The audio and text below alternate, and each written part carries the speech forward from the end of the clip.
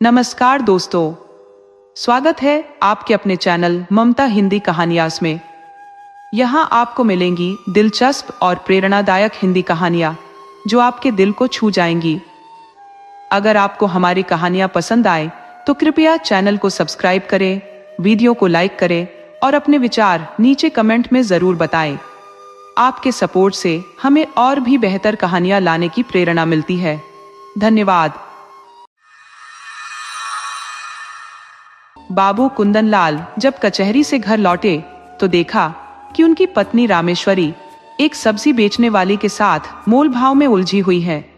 कुंजरिन पालक की कीमत 1 टका कहती थी, पर रामेश्वरी 1.5 पैसे पर अड़ी थी। दोनों के बीच लंबे समय तक बहस चलती रही। आखिरकार कुंजरिन ने हार मानते हुए 1.5 पैसे में पालक देने पर हामी भर दी। अब तराजू और बाट का विवाद शुरू हुआ। एक पलड़े में थोड़ी कमी थी और बाट भी पूरे नहीं थे। अंततः पड़ोस की महिला से सेर मांगकर तौल का मामला सुलझाया गया। जब साग तौल दिया गया तब घाटे फ्री में मिलने वाली सब्जी का झगड़ा शुरू हुआ। रामेश्वरी और साग मांग रही थी, पर कुंजड़िन ने झल्लाकर कहा, अब तो पूरा सेर साग घाटे में ही ले जाओगी क्या बहू जी? आखिरकार आधे घंटे की खींचतान के बाद सौदा पूरा हुआ। कुंजड़िन जाते जाते यह धमकी देकर चली गई कि वह दोबारा यहां नहीं आएगी। कुंदनलाल ये सब चुपचाप देखते रहे। जब रामेश्वरी पानी लेकर आई तो वह बोले, जरा सा साग खरीदने में तुमने आधा घंटा बर्बाद कर दिया। इतनी देर में तो 1005 का सौदा तय हो जाता। क्या तुम्हें इतनी बहस से थकान नहीं होती? रामेश्वरी ने झेंपते हुए जवाब दिया, पैसे पेड़ों पर नहीं उगते। कुंदनलाल ने कहा, यह तो सही है, लेकिन समय का भी तो कोई मूल्य है। इतने समय में तुमने मुश्किल से एक ढेले की बचत की। कुंजड़िन ने भी यही सोचा होगा कि यह तो गंवार है, अब शायद वह भूलकर भी यहां नहीं आएगी। रामेश्वरी ने पलटकर कहा, तो क्या मैं पैसे की जगह घाटा उठाऊं? कुंदनलाल बोले, इतनी देर में तुमने कम से कम 10 पन्ने तो पढ़ लिए होते। परसों दूध वाले से लड़ाई, कल मेहरी से झिक झिक और आज ये सब्जी वाली से बहस। क्या इसी में जिंदगी बर्बाद करनी है? कुंदनलाल अक्सर रामेश्वरी को उपदेश दिया करते थे। यह उनका दूसरा विवाह था और रामेश्वरी को घर आए अभी कुछ ही महीने हुए थे। पहले बड़ी ननद घर के काम संभालती थी, पर उनके साथ रामेश्वरी की पटरी नहीं बैठी। रामेश्वरी को लगता था कि वह जरूरत से ज्यादा खर्च कर रही है। ननद चली गई और रामेश्वरी ने घर की जिम्मेदारी संभाल ली। वह अपने पति को खुश रखने की पूरी कोशिश करती थी, लेकिन कुंदनलाल को हर रोज कोई न कोई नई बात सिखाने का मौका मिल ही जाता था। एक दिन दूध की बात पर भी बहस छिड़ गई। रामेश्वरी दूध गर्म करके लाई और कुंदनलाल के सिरहाने रखकर पान बनाने लगी। इतने में बिल्ली ने दूध पी लिया। रामेश्वरी को यह बात हजम नहीं हुई और इस पर भी चर्चा हो गई। रामेश्वरी ने गुस्से में अपनी रूल उठाई और इतनी ताकत से बिल्ली को दे मारी कि वह धड़ाम से 2-3 पलटियां खा गई। पास में कुंदनलाल आराम से लेटे हुए अखबार में डूबे थे। उन्होंने अखबार से नजर हटाए बिना कहा, और अगर वो मर जाती तो? रामेश्वरी ने बेपरवाह अंदाज में जवाब दिया, तो क्या हुआ, मेरा दूध क्यों चुराकर पी गई? कुंदनलाल ने गंभीरता से कहा, उसे मारने से क्या दूध वापस आ जाएगा? रामेश्वरी भड़क गई। जब कोई नुकसान करता है तो गुस्सा आना स्वाभाविक है, लेकिन गुस्सा आना उचित नहीं। पशु पर गुस्सा कर आदमी को भी पशु जैसा नहीं हो जाना चाहिए। आदमी और पशु में फर्क यही तो है, कुंदनलाल ने शांत लहजे में समझाया। कई मिनट तक वे दया, विवेक और सहिष्णुता का पाठ पढ़ाते रहे। उनकी बातें सुनकर रामेश्वरी की आंखों में पश्चाताप के आंसू छलक आए। कुछ दिन बाद जब रामेश्वरी ने एक भिखारी को झिड़क दिया तो कुंदनलाल ने फिर से अपना उपदेश देना शुरू कर दिया। बोले, अगर तुमसे नहीं उठाया जाता तो मुझे दे दो, मैं दे आऊं। किसी गरीब को ऐसे दुत्कारना सही नहीं है। रामेश्वरी ने चढ़े हुए स्वर में जवाब दिया, दिन भर भिखारियों की कतार लगी रहती है, कोई कितनी बार दौड़े? पूरा देश भिखमंगों से भर गया है शायद। कुंदनलाल ने हल्की मुस्कान के साथ कहा, उसी देश में तुम भी तो रहती हो। इतने भिखारी आते कहां से हैं? ये सब मेहनत क्यों नहीं करते? रामेश्वरी ने प्रश्न किया। कुंदन लाल ने कहा, कोई भी व्यक्ति काम मिलने पर भीख नहीं मांगता। हाँ, अगर कोई अपंग हो तो बात अलग है, उनके पास भिक्षा के अलावा और चारा ही क्या है? तो सरकार इनके लिए अनाथालय क्यों नहीं बनवाती? रामेश्वरी ने पूछा। जब स्वराज्य आएगा तब शायद यह संभव हो, अभी तो इसकी उम्मीद नहीं है, लेकिन स्वराज्य भी तभी आएगा जब धर्म होगा। रामेश्वरी ने तीखे स्वर में कहा, लाखों साधु, सन्यासी, पंडे, पुजारी मुफ्त का खा रहे हैं, क्या यह धर्म काफी नहीं है? अगर इस धर्म से स्वराज्य मिलता तो अब तक मिल चुका होता। कुंदन लाल ने संयमित स्वर में कहा, इसी धर्म की वजह से हिंदू जाति आज तक जीवित है, नहीं तो रोम, यूनान, ईरान, सीरिया की तरह इसका नामो निशान मिट चुका होता। रामेश्वरी ने तीव्र स्वर में पलटवार किया, आप इसे जीवित मानते हैं? मैं तो इसे उसी दिन मृत समझने लगी थी जिस दिन से यह गुलाम हो गई। जीवन का अर्थ है स्वाधीनता, गुलामी तो केवल मृत्यु है। कुंदन लाल ने चौंक कर युवती को देखा। उनके भूले चेहरे में यह विद्रोही सोच कहां से आ गई? उन्होंने कठोर स्वर में कहा, क्या फिजूल की बातें करती हो? न तो शर्म आती है, न ही जुबान को रोकती हो। रामेश्वरी पर वह फटकार मानो एक चुप्पी का ताला लगा गई। वह कुछ देर वहीं खड़ी रही और फिर धीरे धीरे कमरे से बाहर निकल गई। एक बार कुंदन लाल ने कुछ मित्रों को भोजन पर आमंत्रित किया। रामेश्वरी सुबह से ही रसोई में जुट गई और शाम तक खटती रही। ये मेहनत उसे बेमानी लग रही थी। अगर मेहमानों की दावत करनी थी तो भोजन तैयार करवाने का कोई इंतजाम क्यों नहीं किया गया? सारा बोझ उसी के सिर क्यों डाला गया? न उससे पूछा गया, न उसकी राय ली गई। अगर पूछा भी जाता तो शायद वह खुशी हामी भर देती, लेकिन तब उसे लगता कि वह खुद यह दावत कर रही है। अब उसे लग रहा था कि उसे जबरन काम कराया जा रहा है। खैर, खाना बना। मेहमानों ने खाया और चले गए, मगर मुंशी जी का चेहरा तना हुआ था। रामेश्वरी ने खींचकर पूछा, तुम क्यों नहीं खा लेते? क्या अब भी सुबह है? कुंदन लाल ने आंखें बड़ी कर कहा, क्या खाऊं? ये खाना है या बैलों का चारा? रामेश्वरी का तन बदन जल उठा। दिन भर की मशक्कत के बदले यह इनाम।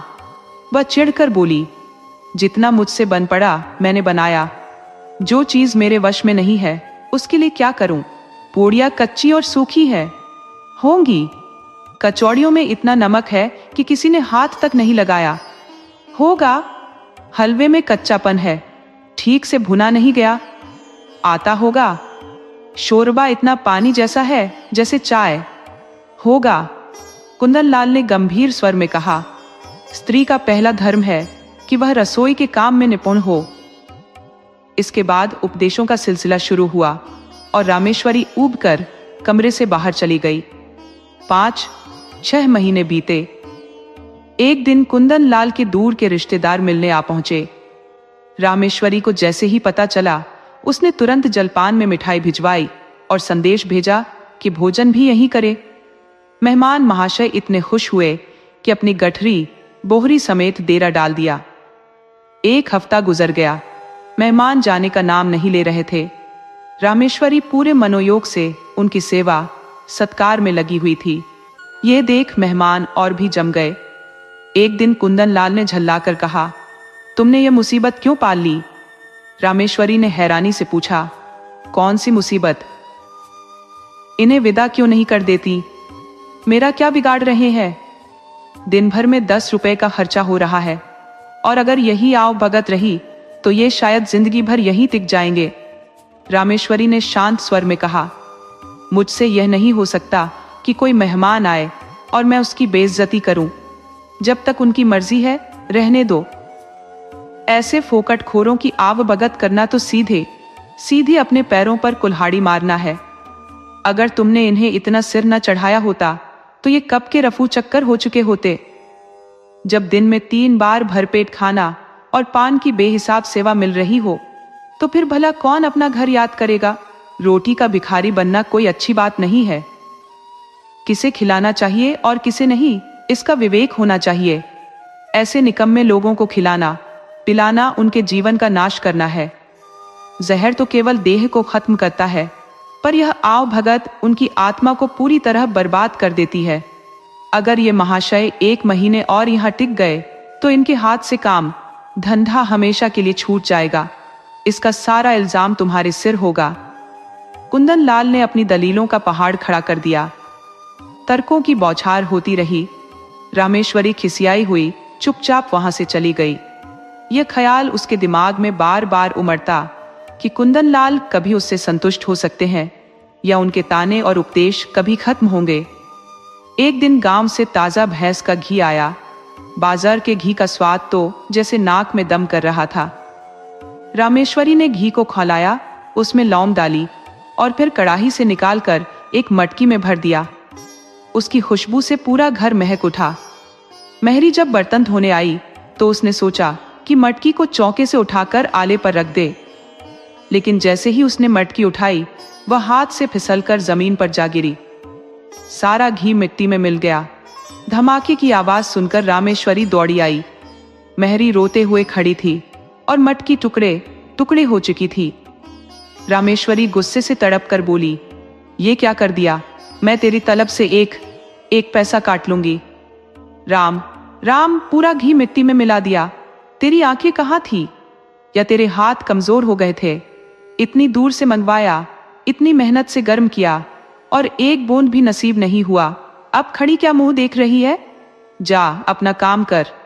मेहरी ने आंसू पोंछते हुए कहा, बहू जी अब तो गलती हो गई, चाहे तलब काट लो चाहे जान ले लो। मैंने तो बस इसे उठाकर आले पर रखने की सोची थी ताकि चौका लगाऊं। क्या जानती थी कि यह लिखा है? शायद आज मेरा भाग्य खराब था। रामेश्वरी ने तैश में कहा, मैं कुछ नहीं जानती, सारा नुकसान तेरी तलब से वसूल करूंगी। 1 रुपया जुर्माना न किया तो देखना। मेहरी ने चुपचाप कुछ पल सोचा और फिर धीमे स्वर में बोली, ठीक है काट लीजिए, आपकी आत्मा को चैन मिलेगा तो मुझे कोई शिकायत नहीं। यही ना होगा भूखी मर जाऊंगी। वैसे भी जीकर कौन सा सुख देख रही हूं जो मरने से डरूंगी। रामेश्वरी ने मेहरी की हालत देखी तो मन एक पल के लिए पिघल गया। बोली, अगर तू भूखों मरेगी तो फिर मेरा काम कौन करेगा? मेहरी ने उत्तर दिया, काम कराना होगा तो खाना खिलाना पड़ेगा, नहीं कराना होगा तो भूखों मार दीजिए। मैं तो अब से यहीं आपके दरवाजे पर डेरा जमाकर सोया करूंगी। रामेश्वरी ने हंसते हुए कहा, सच कहूं आज तूने बड़ा नुकसान कर डाला है। मेहरी ने सिर झुकाकर जवाब दिया, मुझे खुद पर बहुत पछतावा हो रहा है सरकार। रामेश्वरी ने उसे थोड़ा काम सौंपते हुए कहा, अच्छा जा चौका गोबर से लीप दे, मटकी के टुकड़े उठाकर बाहर फेंक दे और बाजार से घी लेती आ। मेहरी यह सुनकर खुश हो गई। उसने फटाफट चौका लीप दिया और मटकी के टूटे हुए हिस्से बटोरने लगी। इतने में कुंदन लाल घर में दाखिल हुए।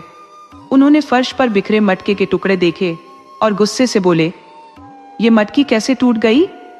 रामेश्वरी ने शांत स्वर में कहा, मेहरी इसे ऊपर रखने की कोशिश कर रही थी, तभी उसके हाथ से गिर गई। कुंदन लाल ने चिल्लाकर कहा, तो पूरा घी बह गया? रामेश्वरी ने कहा, और क्या, एक बूंद भी नहीं बचा। कुंदन लाल ने क्रोध में कहा, तुमने उससे कुछ कहा नहीं? रामेश्वरी ने हल्की मुस्कान के साथ कहा, क्या कहती, उसने जान बूझकर थोड़ी किया है। कुंदन लाल तमतमाते हुए बोले, यह नुकसान कौन भरेगा? रामेश्वरी ने शांतिपूर्वक कहा, हम ही भरेंगे। और कौन भरेगा? अगर मेरे ही हाथ से गिर जाता तो क्या अपने हाथ काट लेती? कुंदन लाल ने गहरी सांस लेते हुए कहा, तुम्हारी बातें कभी मेरी समझ में नहीं आती। जिसने नुकसान किया है उससे वसूली होनी चाहिए, यह तो सृष्टि का नियम है। उन्होंने गंभीर स्वर में कहा, आंख के बदले आंख, जान के बदले जान, यही न्याय का आधार है। अगर दंड का विधान न हो तो यह दुनिया अराजकता का अड्डा बन जाएगी। दंड से ही समाज की मर्यादा बनी रहती है। यदि इसे हटा दिया जाए तो चारों ओर खून खराबा हो जाएगा। रामेश्वरी ने डरते हुए कहा, लेकिन मैंने उसे माफ कर दिया है। कुंदन लाल ने कठोर स्वर में कहा, पर मैं माफ नहीं कर सकता। मैरी, जो दरवाजे पर खड़ी इस बहस को सुन रही थी, कुंदन लाल की कड़क आवाज और रामेश्वरी की मजबूरी को समझ गई। उसने तुरंत आगे बढ़कर कहा, बाबूजी, अब तो गलती हो गई है, आगे से ऐसा नहीं होगा। आप जो सजा देना चाहे मैं तैयार हूं। मेहरी बोली, अब तो रुपए आपकी तलब से काट लीजिए, मेरे पास इस वक्त नहीं है, नहीं तो अभी लाकर आपके हाथ पर रख देती। रामेश्वरी ने गुस्से से उसे झड़कते हुए कहा, जा भाग यहाँ से, बड़ी रुपए वाली बनती है। कुंदन लाल ने पत्नी की ओर सख्ती से देखा और बोले, तुम क्यों इसकी पैरवी कर रही हो? ये सीधी सी बात है और इसे बच्चा भी समझ सकता है कि जिसने नुकसान किया है उसे सजा भुगतनी होगी। मैं 5 रुपए का घाटा क्यों सहूं?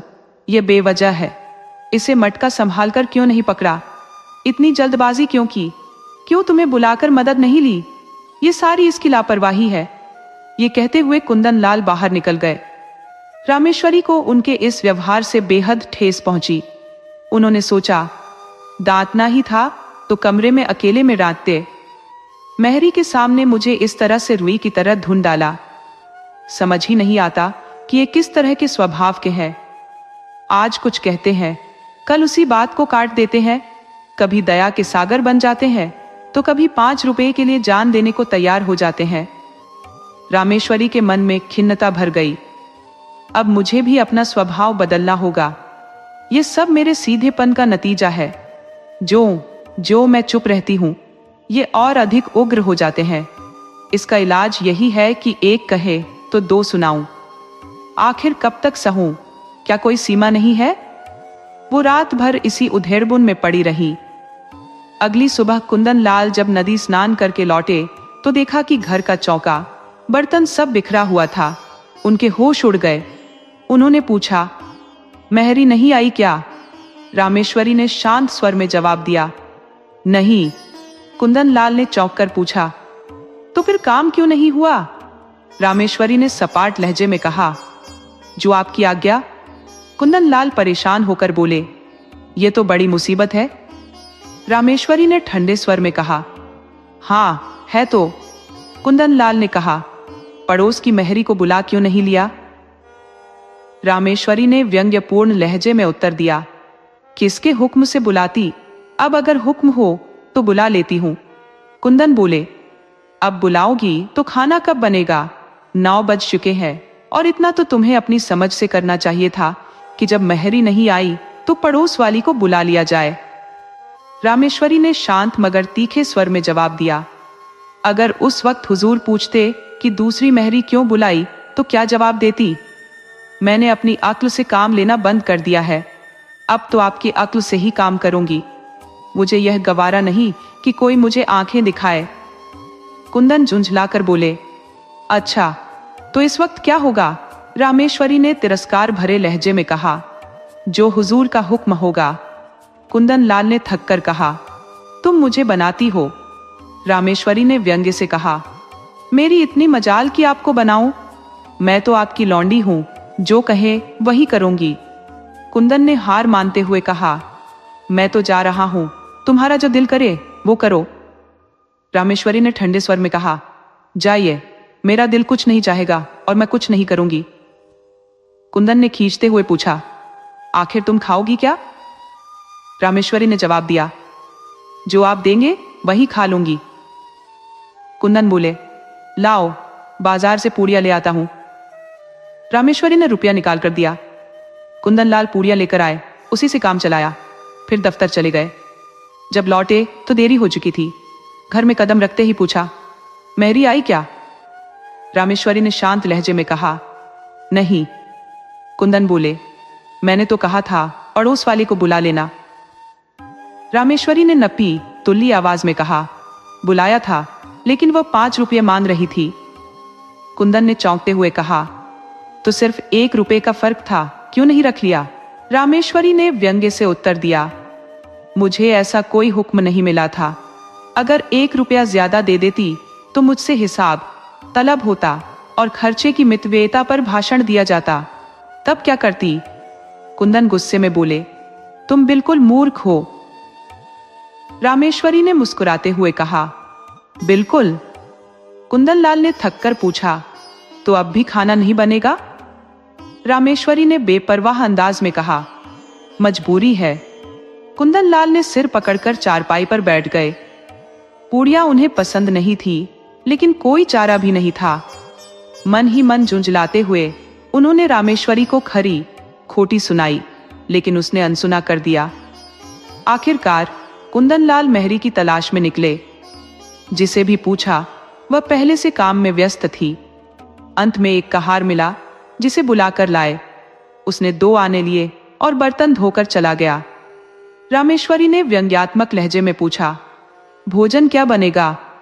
कुंदन लाल ने थकान भरे स्वर में कहा, रोटी तरकारी बना लो, या इसमें भी कोई समस्या है? रामेश्वरी ने सीधा उत्तर दिया, तरकारी घर में नहीं है।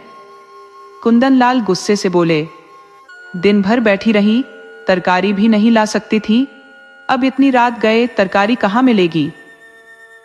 रामेश्वरी ने ठंडे स्वर में कहा, मुझे तरकारी लाने का हुक्म नहीं मिला था। अगर कुछ ज्यादा खर्च हो जाता तो? कुंदन लाल ने विवशता से दांत पीसते हुए कहा, आखिर तुम चाहती क्या हो?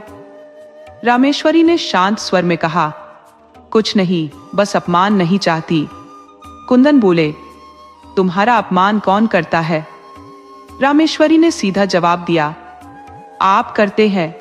कुंदन ने हैरानी जताई, तो क्या मैं घर के मामलों में कुछ न बोलूं? रामेश्वरी ने कहा, आप न बोलेंगे तो कौन बोलेगा? मैं तो बस हुक्म मानने वाली हूं। रात रोटी दाल खाकर किसी तरह कटी। दोनों लेट गए। रामेश्वरी को फटाफट नींद आ गई, लेकिन कुंदन लाल करवटें बदलते रहे। उनके मन में ख्यालों का तूफान था। सोचने लगे, अगर रामेश्वरी ऐसे ही असहयोग करेगी तो घर का काम एक दिन भी नहीं चलेगा। आज तो जैसे तैसे खाना मिला। इसकी सोच ही उलटी है। मैं समझाने की कोशिश करता हूं, लेकिन इसे लगता है मैं डांट रहा हूं। मुझसे बिना बोले रहा भी तो नहीं जाता। लेकिन अगर बोलने का यही नतीजा है तो चुप रहना ही बेहतर है। कुंदन ने मन ही मन फैसला किया, नुकसान हो जाएगा तो हो जाए, लेकिन रोज रोज की खिचखिच खत्म हो। मेहरी से पैसे वसूलने की बात रामेश्वरी को खल गई, और सच में वो गलत थी। न पैसे मिले न मेहरी रही, उल्टा और परेशानी झेलनी पड़ी। कुछ देर और सोचने के बाद कुंदन ने रामेश्वरी को जगा दिया। बोले, कितना सोती हो तुम? रामेश्वरी ने मुस्कुराते हुए कहा, मजदूरों को नींद अच्छी आती है। कुंदन बोले, चिढ़ाओ मत, मेहरी से पैसे वसूलने की बात जाने दो। रामेश्वरी ने मजाकिया लहजे में कहा, वो तो ले खड़ी होगी शायद। कुंदन ने गंभीरता से कहा, अगर उसे पता चलेगा कि पैसे नहीं वसूलेंगे तो शायद काम पर वापस आ जाएगी। रामेश्वरी ने सहमति जताते हुए कहा, अच्छी बात है, कहला भेजूंगी।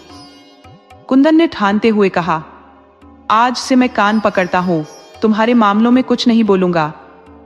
रामेश्वरी ने ताना मारते हुए कहा, और अगर मैं पूरा घर लुटा दूं तो? कुंदन बोले, लुटा दो चाहे मिटा दो, लेकिन मुझसे रूठो मत।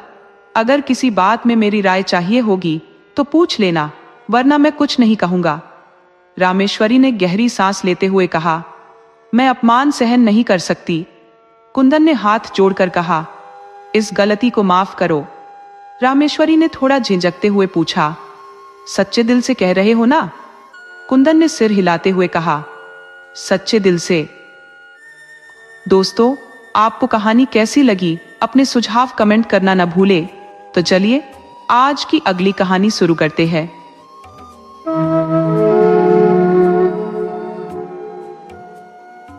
भोंदू पसीने से तरबतर सिर पर लकड़ी का गट्ठा उठाए आया और उसे जमीन पर पटकते हुए बंटी के सामने इस अंदाज में खड़ा हो गया जैसे पूछ रहा हो, अभी भी तेरे तेवर नहीं बदले क्या?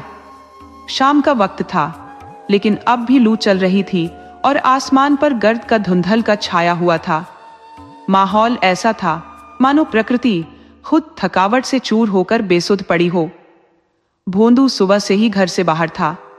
दोपहर उसने एक पेड़ की छांव में गुजारी, ये सोचकर कि उसकी यह मेहनत बंटी का गुस्सा ठंडा कर देगी। लेकिन जब वापस लौटा तो देखा वह अब भी कोप भवन में बैठी थी। बातचीत शुरू करने के इरादे से भोंदू ने कहा, एक लोटा पानी दे दो, बड़ी प्यास लगी है, सारा दिन मर खप गया। बाजार जाऊंगा तो 3 आने से ज्यादा नहीं मिलेंगे। अगर कहीं 2-4 पैसे और मिल जाते तो मेहनत का फल अच्छा हो जाता। सिरकी के अंदर बैठी बंटी ने कटाक्ष करते हुए कहा, धर्म भी लूटोगे और पैसे भी कमाओगे? मुंह धो रखो। बोंदू ने भौहें सिकोड़ते हुए जवाब दिया, क्या धर्म धर्म बक रही हो? धर्म करना कोई खेल नहीं है। धर्म वही करता है जिसे भगवान ने ताकत दी हो। हमारे पास तो पेट भरने का चबेना भी मुश्किल से जुटता है, धर्म क्या करेंगे?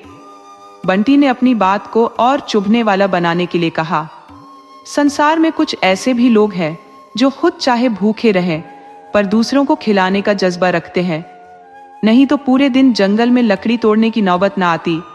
ऐसे धर्मात्मा लोग शादी क्यों करते हैं, यही समझ नहीं आता। धर्म की गाड़ी क्या अकेले नहीं खींच सकते थे?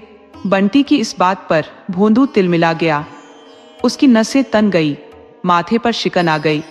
वह चाहकर भी बंटी को डपट नहीं सका। उसकी खामोशी उसकी कमजोरी की गवाही दे रही थी। दबे स्वर में बोला, मेहरिया धर्म बेचने के लिए नहीं लाई जाती, बल्कि धर्म पालने के लिए लाई जाती है। ये कंजर दंपति अपने जैसे अन्य परिवारों के साथ पिछले 3 दिन से इस बाग में डेरा जमाए हुए था। पूरे बाग में सिरकियों की कतारें बिछी हुई थी, 3 हाथ चौड़ी और 4 हाथ लंबी। इन सिरकियों के अंदर एक परिवार अपने पूरे जीवन के काम काज समेत जैसे कल्पवास कर रहा था। सिरकी के एक किनारे पर चक्की रखी थी, दूसरे किनारे पर खाना बनाने का स्थान था। वहीं कहीं अनाज के 2-4 मटके रखे हुए थे। द्वार पर पड़ी एक छोटी सी खटोली बच्चों के आराम के लिए थी। हर एक परिवार के पास 2 भैंसे या गधे रहते थे। जब इनका डेरा उठता तो पूरा गृहस्थ जीवन इन्हीं जानवरों की पीठ पर लद जाता। यही इन कंजरों का चलता फिरता संसार था। पूरी बस्ती एक साथ सफर करती। उनकी दुनिया के भीतर ही शादी, ब्याह, सौदेबाजी और झगड़े फसाद निपट जाते। बाहरी संसार उनके लिए सिर्फ एक शिकारगाह था। जैसे ही ये किसी इलाके में पहुंचते, वहां की पुलिस तुरंत उनकी टोह में आ जाती। चारों ओर चौकीदार तैनात हो जाते। यदि कोई स्त्री या पुरुष गांव की ओर निकलते तो चौकीदार उनके साथ हो लेते। रात के समय भी उनकी हाजिरी होती। इसके बावजूद गांव वालों के बीच खौफ फैला रहता। कंजर लोग अक्सर घरों में घुसकर मनचाही चीज उठा ले जाते और एक बार उनके हाथ से कोई सामान चला गया तो उसे वापस पाना नामुमकिन था। रात में चोरी करने निकलना इनका आम चलन था। चौकीदार भी इन्हीं से सद कर रहते। थोड़ी बहुत चुपड़ी मिल जाती और जान भी बची रहती। सख्ती करने का मतलब जान का खतरा था और कुछ हासिल होना तो दूर की बात, क्योंकि कंजर किसी सीमा से परे दबाव मानने को तैयार ना होते। इन सब के बीच भोंदू अकेला ऐसा शख्स था जो मेहनत की कमाई पर जीवन यापन करता था।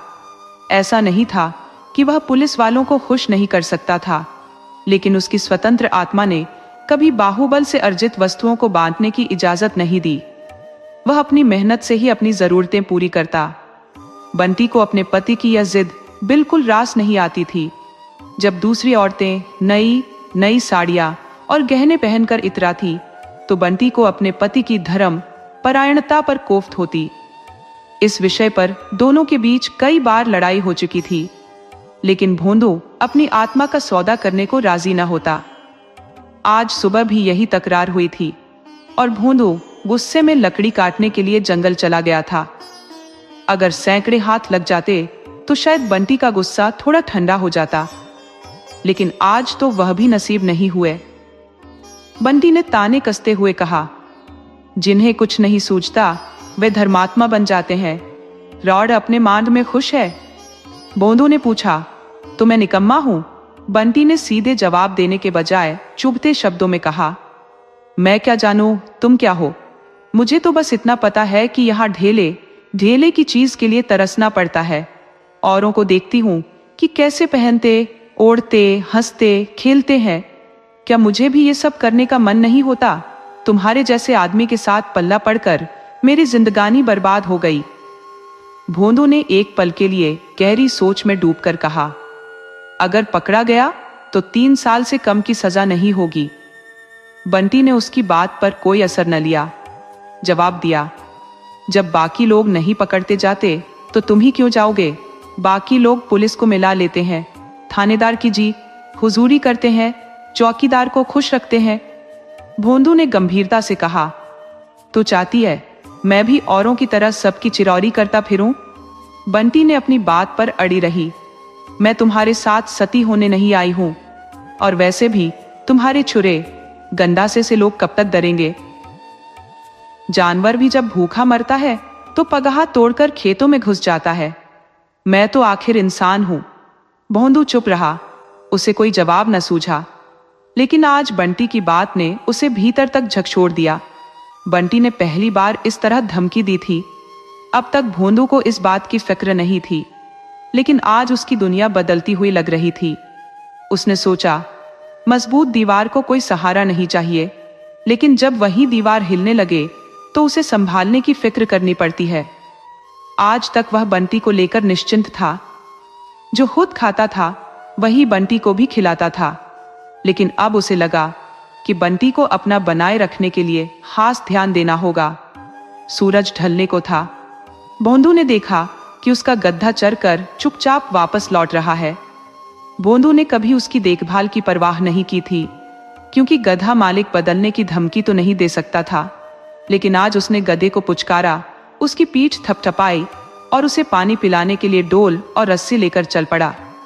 अगली ही रात कस्बे के एक धनी ठाकुर के घर चोरी हो गई। भोंदू उस रात अपने डेरे पर नहीं था। जब चौकीदार ने बंटी से पूछा तो उसने कहा, वह जंगल से अभी तक नहीं लौटा। सुबह भोंदू लौटा। उसकी कमर में रुपयों की एक थैली लटकी हुई थी। उसमें कुछ सोने के गहने भी थे। बंटी ने तुरंत गहनों को उठाकर एक पेड़ की जड़ में गाड़ दिया। रुपये तो वैसे भी पहचान में नहीं आते। भोंदू ने पूछा, अगर कोई पूछे कि इतने रुपये कहाँ से आए तो क्या कहेगी? बंटी ने नटखट अंदाज में आंखें घुमाते हुए कहा, कह दूंगी, क्यों बताऊं? दुनिया कमाती है तो किसी से हिसाब लेने जाती है क्या? हम ही क्यों अपना हिसाब दे? भोंदू ने थोड़ी चिंतित मुद्रा में सिर हिलाकर कहा, इससे गला नहीं छूटेगा बंटी, तू कह देना। मैं कई महीनों से दो चार रुपए बचाकर जमा कर रही थी। हमारा खर्च ही कितना बड़ा है। दोनों ने मिलकर बहाने तैयार किए। जड़ी बूटियां बेचते हैं, एक जड़ी के लिए मुट्ठी रुपये मिल जाते हैं। खस, सैकड़े, जानवरों की खाल, नख, चर्बी, सब कुछ बेचते हैं। इन जवाबों से निश्चिंत होकर दोनों बाजार चले।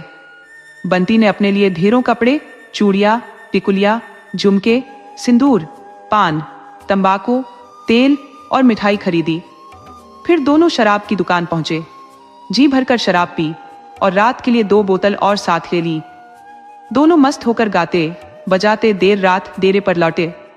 बंटी के कदम आज जमीन पर नहीं टिक रहे थे।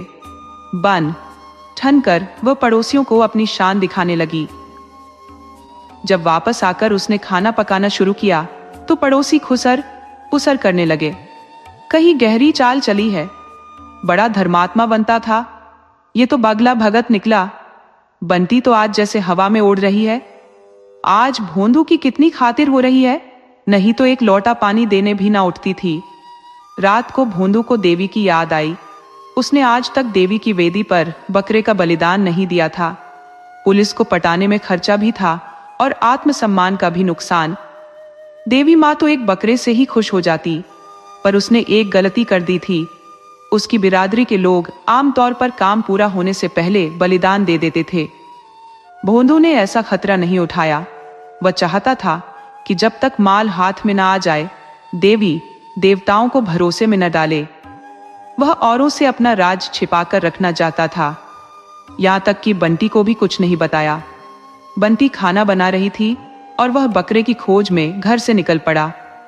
बंटी ने पूछा, अब खाने के वक्त कहाँ चले? अभी आता हूं। मत जाओ, मुझे डर लगता है। भोंदू स्नेह से मुस्कुराते हुए बोला, ज्यादा देर नहीं लगाऊंगा, तू ये गंडासा अपने पास रख ले। उसने गंडासा निकालकर बंटी के पास रख दिया और चला गया। बकरे की समस्या अजीब थी। रात के वक्त बकरा कहां से लाए? इस उलझन को सुलझाने के लिए भोंदू ने एक अनूठा तरीका निकाला। पास के गांव में एक गडरिया था जिसके पास कई बकरे थे। भोंदू ने सोचा, एक बकरा वहीं से चुरा लाऊं। आखिर देवी जी को तो केवल बलिदान चाहिए, उन्हें इससे क्या फर्क पड़ता है कि बकरा कहां से आया और कैसे आया। मगर गांव के पास पहुंचते ही उसकी चालाकी धरी की धरी रह गई। पुलिस के 4 चौकीदारों ने उसे धर दबोचा और रस्सी से बांधकर थाने ले गए।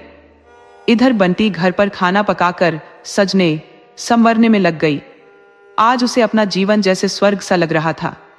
वह खुशी से झूम रही थी। शायद पहली बार उसने अपने बालों में सुगंधित तेल लगाया था।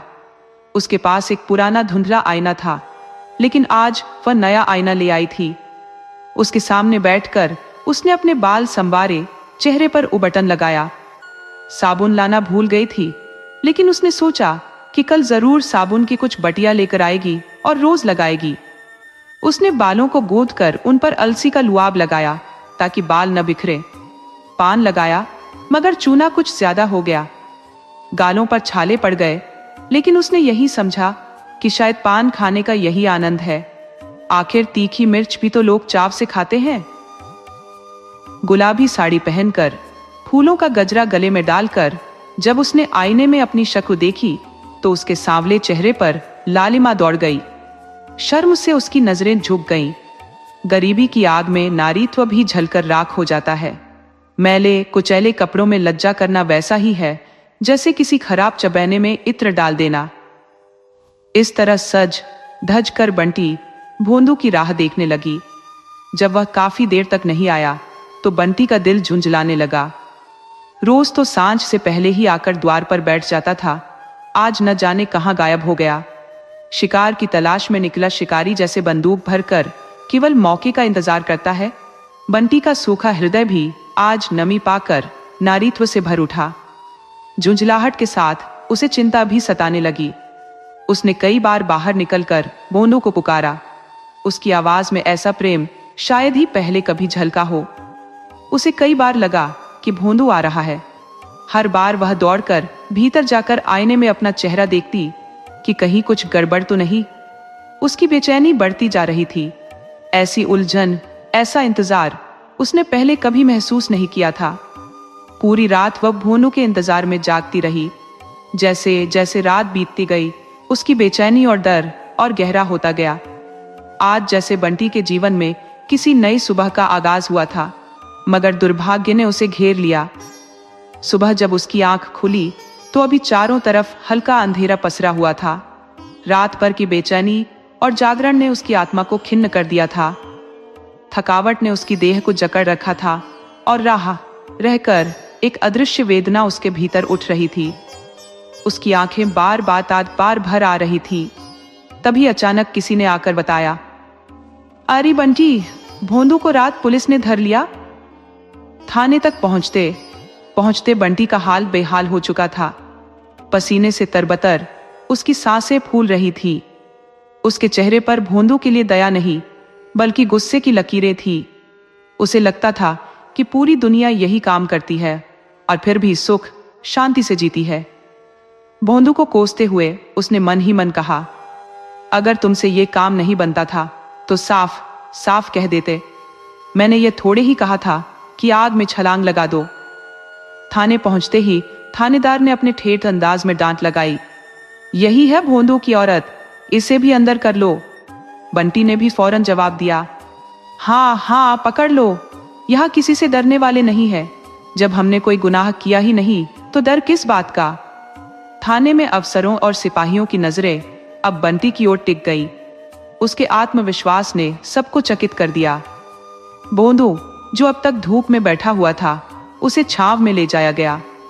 उसके दोनों हाथ पीछे बंधे हुए थे और उसकी काली धूल भरी देह पर जूतों और कोड़ों की ताजे खून से सनी हुई मार के निशान साफ झलक रहे थे। उसने बंटी की ओर देखा, मानो कहना चाहता हो, इनकी बातों में मत आना, ये सब धोखा है। थानेदार ने फिर गरज कर कहा, जरा इसकी हिम्मत तो देखो, जैसे कोई देवी है। मगर इस भ्रम में मत रहना, मैं तुम जैसे लोगों की नस नस पहचानता हूं। सीधे कबूल कर लो और चोरी का सारा माल लौटा दो, वरना चमड़ी उधेड़ दूंगा। भोंदू ने दर्द से कराहते हुए कहा, क्या कबूल करूं? जो देश को लूटते हैं उनसे तो कोई कुछ नहीं कहता। और जो मेहनत से अपनी रोटी कमाते हैं उनकी गर्दन काटने पुलिस हमेशा तैयार रहती है। हमारे पास तुम्हें देने के लिए रिश्वत नहीं है। थानेदार का चेहरा गुस्से से लाल हो गया। उसने आदेश दिया, लाल मिर्च की धूनी लगाओ, इसे कोठरी में बंद करके इतनी मिर्च जलाओ कि इसका दम घुट जाए। अभी सारा सच उगल देगा। भोंदू ने निर्भीकता से उत्तर दिया, दारोगा साहब, चाहे मेरी बोटी काट डालो मगर कुछ हाथ नहीं लगेगा। तुमने मुझे पूरी रात पटवाया है, मेरी हर हड्डी टूट चुकी है। कोई और होता तो अब तक मर गया होता, लेकिन तुम सच का एक कतरा भी नहीं पा सकोगे। क्या तुम यह सोचते हो कि आदमी के लिए रुपये पैसे उसकी जान से बढ़कर होते हैं? जान बचाने के लिए ही तो इंसान हर तरह के पाप करता है। धूनी सुलगाकर भी देख लो। दारोगा जी को अब यकीन हो गया कि भोंदू जैसे पत्थर दिल को झुकाना नामुमकिन है।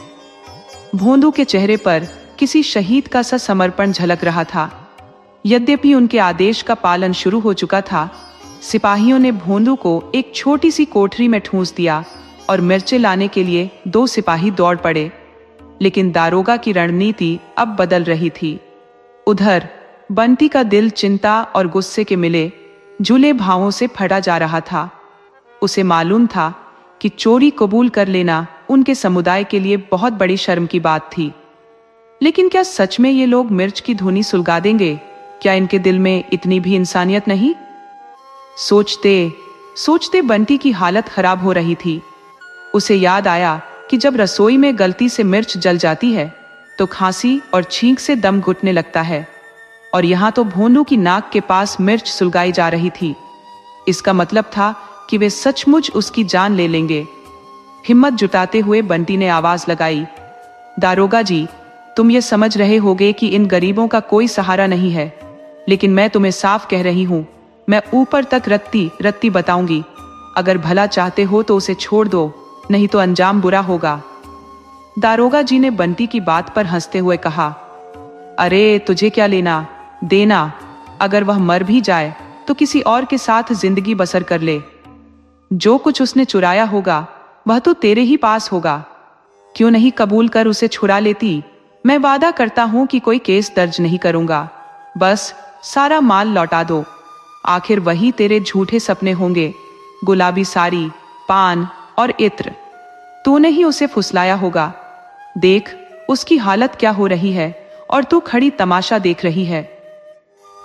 शायद बंटी के दिल को अब तक यह भरोसा था कि ये लोग इतनी दरिंदगी पर नहीं उतरेंगे, मगर जब सच में धूनी सुलगा दी गई, मिर्च की तीखी झार पूरे कमरे में फैल गई और भोंदू के खांसने की आवाजें सुनाई देने लगी, तो बंटी की रूह कांप उठी। उसका सारा साहस एक पल में बिखर गया। उसने दौड़कर दारोगा जी के पैरों पर गिरते हुए गिड़गिड़ा कर कहा, मालिक मुझ पर रहम करो, मैं सब कुछ लौटा दूंगी। दारोगा जी ने तुरंत धूनी हटाने का आदेश दिया। भोंदू ने कमजोरी भरे स्वर में पूछा, धूनी क्यों हटाई जा रही है? एक चौकीदार ने तीखे स्वर में जवाब दिया, तेरी औरत ने सब कबूल कर लिया है। भोंदू की नाक, आंख और मुंह से पानी बह रहा था। उसका सिर चकरा रहा था। गले से आवाज भी मुश्किल से निकल रही थी, मगर उस वाक्य ने उसे झकझोर दिया। उसकी मुट्ठियां कस गई। वह गरजते हुए बोला, क्या कहा? क्या कबूल किया? चौकीदार ने ठंडे लहजे में कहा, सब कुछ। चोरी पकड़ी गई। दारोगा जी अभी माल बरामद करने गए हैं। पहले ही कबूल कर लेते तो ये सब झेलना नहीं पड़ता। भोंदू गुस्से में गरजते हुए बोला, वो झूठ बोल रही है। वहीं पास में ही माल भी बरामद हो गया था, लेकिन तुम अपनी ही सुनाए जा रहे हो। परंपरा की मर्यादा टूटने की लज्जा में भोंदू का सिर शर्म से झुक गया। इस अपमान के बाद अब उसे अपना जीवन एक बोझ लगने लगा। दया, घृणा और तिरस्कार, हर भावना उसे अब बेकार लग रही थी। अपने समाज में वह गिर गया था।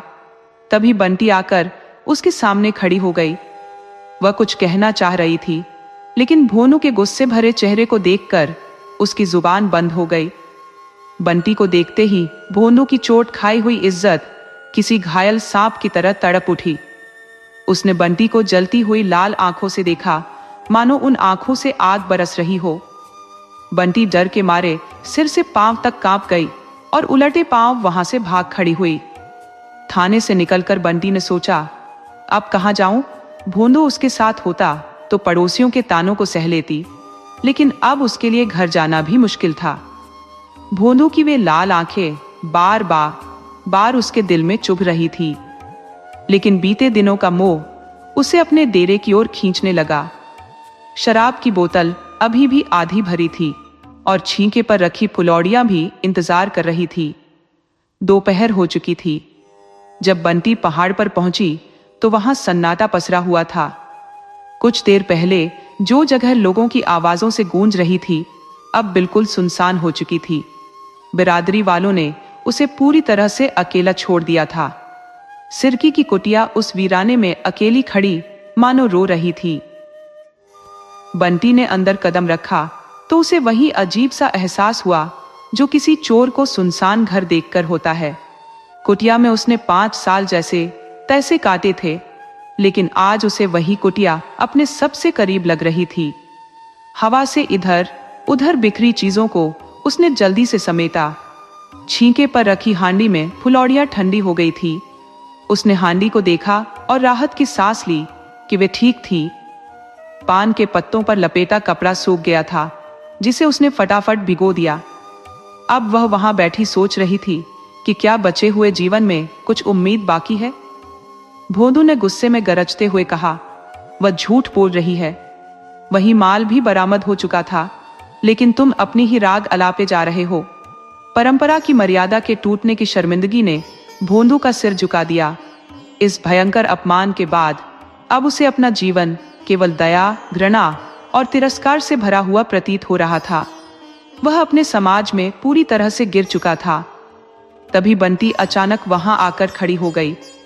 वह कुछ कहना चाह रही थी, लेकिन भोंदू के क्रोध से भरे चेहरे को देखकर उसके शब्द जैसे गले में अटक गए। बंटी को देखते ही भोंदू की घायल मर्यादा किसी कुचले हुए सांप की तरह फुफकारने लगी। उसने बंटी को जलती हुई लाल आंखों से घूरा, मानो उन आंखों से ज्वाला फूट रही हो। बंटी का शरीर सिर से पांव तक कांपने लगा और वह डर के मारे उलटे पांव वहां से भाग गई। थाने से बाहर आकर बंटी ने सोचा, अब मैं कहां जाऊं? अगर भोंदू साथ होता तो वह पड़ोसियों के ताने उलाहने झेल लेती, लेकिन अब घर लौटना असंभव लग रहा था। भोंदू की वह आग उगलती हुई आंखें अब भी उसके दिल को चीर रही थी, मगर कल की सुखद यादें और मोह उसे अपने डेरे की ओर खींचने लगे। शराब की बोतल अब भी आधी भरी पड़ी थी और छींके पर फुलौड़ियां ज्यों की त्यों रखी थी। दोपहर बीत चुकी थी। जब बंटी पहाड़ पर पहुंची तो वहां सन्नाटा पसरा हुआ था। जो जगह कुछ समय पहले जीवन के उल्लास से भरी हुई थी, अब पूरी तरह से वीरान हो चुकी थी। बिरादरी वालों ने उसे तिरस्कार की चरम सीमा तक पहुंचा दिया था। सिरकी की वह कुटिया जो कभी उसका बसेरा थी, अब उस सुनसान माहौल में अकेली खड़ी जैसे रो रही थी। बंटी ने कुटिया के अंदर कदम रखा तो उसका दिल ऐसा महसूस करने लगा जैसे कोई चोर सुनसान घर में घुसते समय करता है। उसने उन चीजों को समेटने की कोशिश की जो कभी उसकी दुनिया थी। इस कुटिया में उसने आंसुओं के सहारे 5 साल बिताए थे, लेकिन आज वही कुटिया उसे अपने दिल के सबसे करीब लग रही थी। हवा के झोंकों से कुछ सामान इधर उधर बिखर गया था।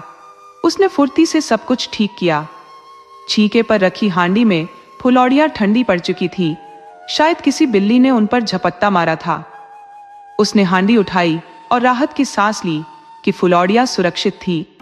पान पर रखा कपड़ा सूख चुका था, जिसे उसने जल्दी से भिगो दिया। अब वो वहां बैठी सोचने लगी कि क्या उसके जीवन में कोई उम्मीद बाकी है, या यह अंतहीन अंधेरा ही उसकी नियति बन चुका है। किसी के कदमों की आहट सुनकर बंटी का दिल जोर से धड़क उठा। भोंदू आ रहा है, उसने सोचा। उसकी वही जलती अंगारे सी आंखें, यह ख्याल आते ही उसके रोंगटे खड़े हो गए। भोंदू के गुस्से का सामना उसने पहले भी किया था, लेकिन इस बार स्थिति कुछ और गंभीर लग रही थी। उसने खुद को संभालने की कोशिश की। क्यों मारेगा? उसने खुद से पूछा। शायद कुछ कहेगा, सवाल जवाब करेगा, पर सीधे गंडासा चलाने की बात तो नहीं होनी चाहिए। मैंने तो कभी उसका बुरा नहीं चाहा। मैंने तो उसकी आफत में जान बचाई थी। मर्यादा उसके लिए जरूरी हो सकती है, लेकिन मेरे लिए जान से बढ़कर कुछ नहीं। क्या इतनी सी बात पर वह मेरी जान ले लेगा? उसने सिरकी के दरवाजे से झांका। वहां भोंदू नहीं था, केवल उसका गधा धीरे धीरे चलकर आ रहा था। बंटी ने चैन की सांस ली। आज वह उस गधे को देखकर इतनी खुश हुई मानो नहर से भाई तका मांदा मिठाई की पोटली ली आ रहा हो। उसने गद्दे की गर्दन पर हाथ फेरा और उसके थूथन को अपने चेहरे से सटा लिया। जिस गद्दे से उसे कभी चिढ़ होती थी, आज वही उसे सबसे अपना लग रहा था। लेकिन भोंदू की जलती हुई आंखों का ख्याल अब भी उसे परेशान कर रहा था। क्या वह मुझे नहीं छोड़ेगा? उसने सोचा। मैं उसके पैरों पर गिरकर रोऊंगी, क्या तब भी उसकी आंखों में दया नहीं आएगी? यही आंखें तो वह कितनी बार सराहा करता था। जब इनमें आंसू बहते देखेगा तब भी उसका दिल नहीं पिघलेगा। बंटी ने शराब की बोतल उठाई और चुक्कड़ में डालकर पी ली। छीके से फुलौड़ियां उतारी और खाने लगी। अगर मरना ही है तो अधूरी ख्वाहिशें क्यों छोड़ूं? उसने खुद से कहा। लेकिन जलती हुई आंखों की छवि उसके दिमाग में बार बार कौंध रही थी। उसने दूसरा चुक्कड़ भरा और पी गई। जहरीले ठर्रे की गर्मी ने उसके सिर को चढ़ा दिया। बोतल आधी खाली हो चुकी थी। भोंदू पूछेगा, तूने इतनी शराब क्यों पी? उसने सोचा।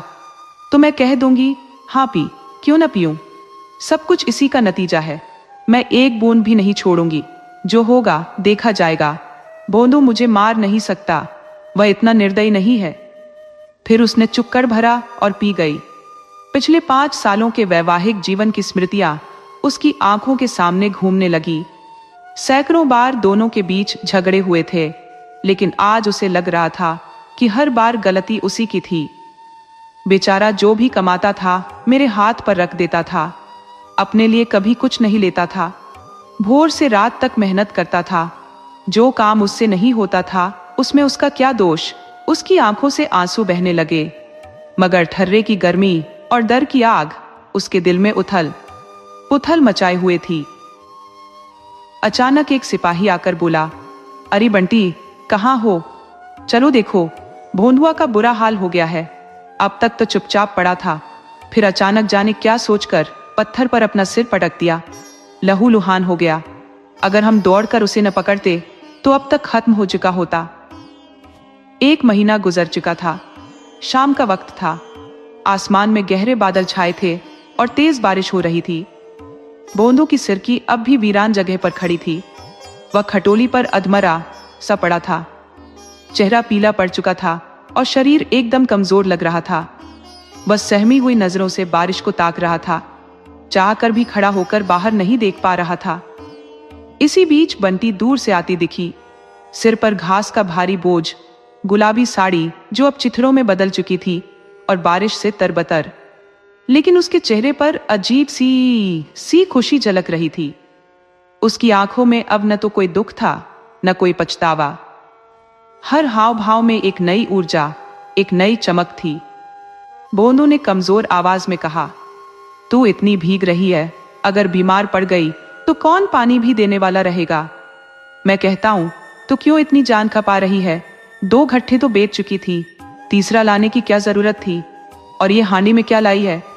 बंटी ने हांडी छिपाते हुए कहा। कुछ नहीं। कैसी हांडी? भोंदू ने खटोली से उठने की कोशिश की। जैसे तैसे उसने अंचल के नीचे छिपी हांडी को खोल दिया। अंदर झांक कर बोला, अभी लौटकर इसे वापस कर दे, नहीं तो मैं इसे तोड़ दूंगा। बंटी ने अपनी धोती से पानी निचोड़ते हुए कहा, जरा अपनी सूरत तो देखो आईने में। घी दूध कुछ नहीं मिलेगा तो कैसे उठोगे? खाट पर पड़े रहने का इरादा है क्या? भोंदू फिर खटोली पर लेट गया और बोला, मेरे लिए तो एक साड़ी भी नहीं लाई। कितना कहा पर तू नहीं मानी। लेकिन मेरे लिए घी दूध जरूर चाहिए, मैं नहीं खाऊंगा ये सब। बंटी मुस्कुराई और बोली, इसीलिए तो घी दूध लाती हूं कि तुम जल्दी से ठीक हो जाओ और काम धंधा शुरू करो, ताकि मेरे लिए साड़ी ला सको। भोंदू ने हंसते हुए कहा, तो आज ही कहीं सेंधा मारने चला जाऊं? बंटी ने हंसकर उसके गाल पर हल्के से थपकी दी और बोली, पहले मेरा गला काटना फिर जाना। दोस्तों, आपको कहानी कैसी लगी? अपने सुझाव कमेंट करना न भूले। तो चलिए आज की अगली कहानी शुरू करते हैं।